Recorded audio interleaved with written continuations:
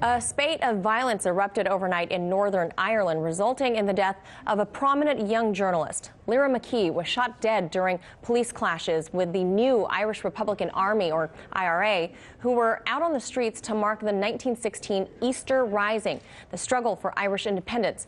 Police say McKee was caught in the gunfire by the new IRA and are investigating this as a terrorist attack. All this as the UK slogs through Brexit and an upcoming EU parliamentary election, and Facebook banning what they deem are UK far-right groups.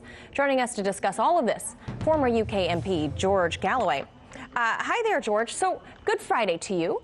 First, let's touch on this tragedy in Londonderry, or Derry, as it's called by Irish nationalists. Your thoughts on the violence last night?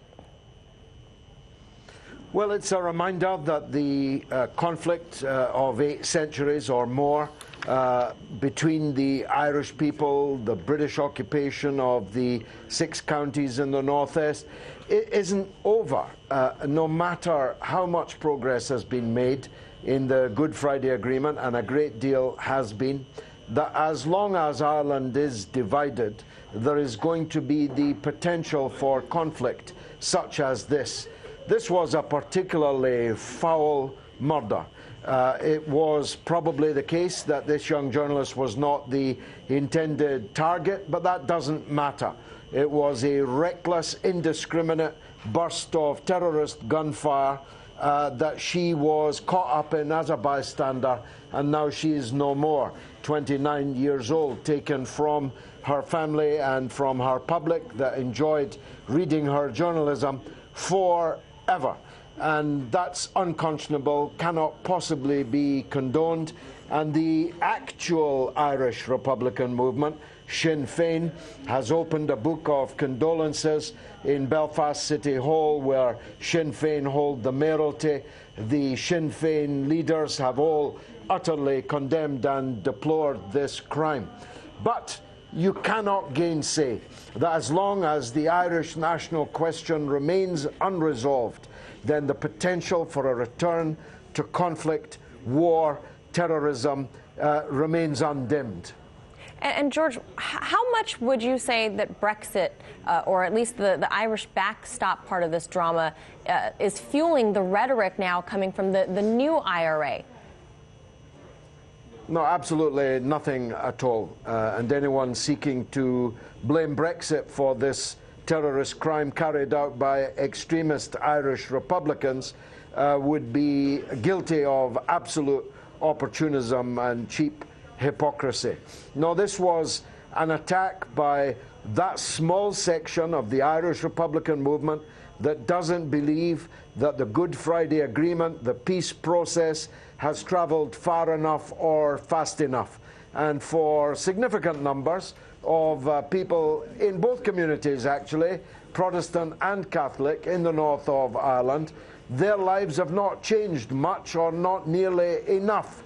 And so the fuel, if you like, for terrorist groups on both sides of that divide continues to sit there, waiting for the right circumstances and the right recruiting sergeants to come along. And let's switch gears a little here, George, over to Facebook, who has kicked off and banned from their platform many profiles for individuals and for groups whom they deem to be far-right or hate groups. They include groups like the British National Party, the English Defence League, Britain First, just to name a few. Was this a good move? Well, if it looks like a duck, walks like a duck, and quacks like a duck, it's probably a duck. And the organizations you mention are quite clearly fascistic, far-right organizations. And many of them have been involved in violence, involved, for example, in the case of Britain First, one of their supporters murdered a parliamentary colleague of mine, Joe Cox, the late member of Parliament, and as he plunged his knife into her, he was shouting, "Britain first, Britain first." How to define what is hate speech is, of course, difficult. Like the camel, though, it's hard to define, but quite easy to recognize. Now, who will guard the guards is the inevitable question. I don't trust Mark Zuckerberg or Facebook or any of these big tech magnates to police the internet. I don't trust any of them at all. And of course, the danger, as you pointed out in your package, is that they choose the most extreme examples first, and before you know it, a movie about abortion is being banned and no platformed, and Mother Teresa, God rest her soul, herself is being cited as hate speech. You really couldn't make that one up, but somebody did. So the only way to solve this, in my opinion, is in the judicial process. If you want to put someone off social media, you have to ask a judge to adjudicate on that speech which is being banned. And that judicial process is subject, of course, to further judicial reviews. It's not the perfect answer, but there is no perfect answer in a world dominated by big corporatist, globalist, multi-billion, even trillion-dollar corporations, because I wouldn't trust them to go out for a loaf for me, never mind decide what I can read, see, and hear.